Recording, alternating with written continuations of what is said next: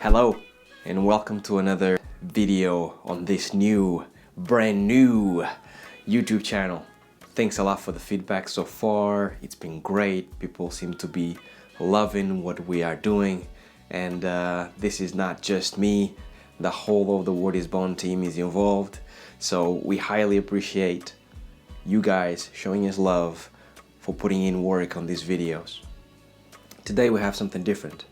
The idea is for us to do an album review one week and the next week to actually do this. And this is the news.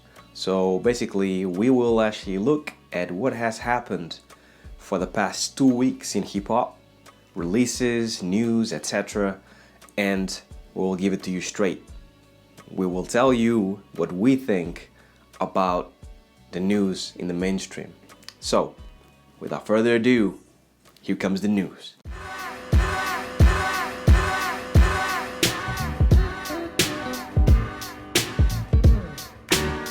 Siri, define lyricist.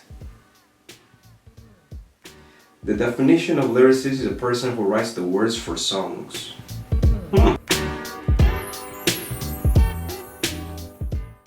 The Meek Mill and Drake saga. Everyone and their mother seems to be talking about this. So, let's see, what has happened? Apparently, Meek Mill alleged that Drake's verse on their collaboration was written by a ghostwriter. The song in question includes the lines, and let me read this because really these lines are not really worth remembering. I've been up for way too many days, y'all sleeping off me anyway, y'all don't be doing shit anyway, y'all not true to this anyway. If I was Drake, I'll be embarrassed to admit that I wrote that verse in the first place. Perhaps the strong reaction came from fans that didn't know that Jay-Z wrote Still Dre, or that Nas wrote Will Smith's Getting Jiggy With It. To quote MF Doom in an album that came 12 years ago, write a rhyme like a book report and sell it to a rookie you could tell by the hook he bought. You would know he sell hooks and choruses?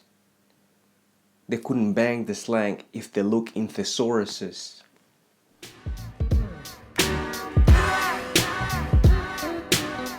It's hardly a surprise that the Meek Mill Drake saga started on Twitter. Most of the beef that starts nowadays mostly starts and ends there.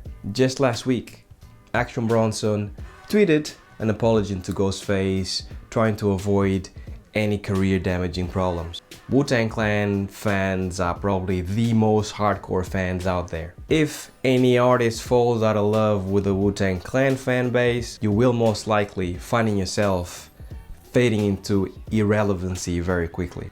The whole thing started because Ghostface took offense on Action Bronson's interview where he claims that Ghostface is no longer as relevant as he was back in the day. Ghostface proceeded to release a video online belting Bronson.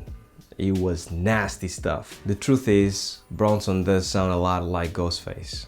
He knows it, the fans know it, everyone knows it. Without having the lengthy discography that Ghostface has, it's very difficult for Action Bronson to have a strong footing in trying to outshine the Wu-Tang legend.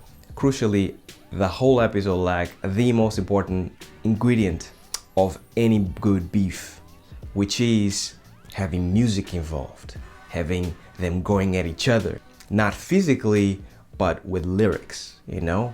Just like back in the day, if you actually say you're the man, prove it. July releases.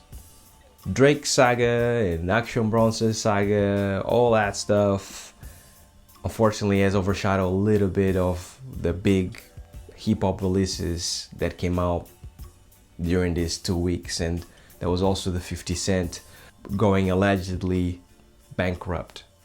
If you like me and you prefer to ignore all this snoozing, inducing hip-hop drama that goes on in the media, and you like to actually just look out for gems, good music to listen to on your day-to-day basis, then this is what we think are the dope releases that you should have been listening for these 2 weeks past. First, Kool Keith is back, and his album, Time Astonishing, is genius. He works with French producer L'Orange.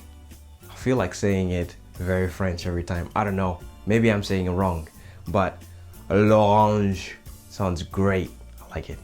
L'Orange is fast becoming one of the most exciting producers in hip-hop today. The best way to describe him will be as futuristic, because his beats sound very, well, sound like the future really. You add L'Orange futuristic beats with Kool Keith's deep space futuristic lyrics, and you have something very special. The LP is a trip to the moon and back. Blue, Mike Eagle, Mr. Leave featured in the album, and it makes this album a must. And now for the pièce de résistance, since we're actually on this French theme, right? Public Enemy is back. That's right. After 3 years of being off the grid, Public Enemy is back. We shouldn't assume that every act that had their biggest impact in the 80s is now irrelevant. Chuck still raps with the passion of a furious prophet, and with the political situation and the riots in Ferguson, etc., I think we need a voice once again that speaks for the people, just like Public Enemy did it back in the day. You should be all ears. I'm all ears. Go check these 2 albums out. This was the news. Coming back for more in a couple of weeks. If you like what you see, please subscribe. Give it a thumbs up, please. It will help us out a lot. Spread the word. Tell your friends to tell a friend. If you cannot have enough of this goodness right here on this video, right? And because you only put it once a week and you say, shit, once a week is not good enough. I need to have more Word is Bond. You can go to thewordisbond.com. What? Crazy, right?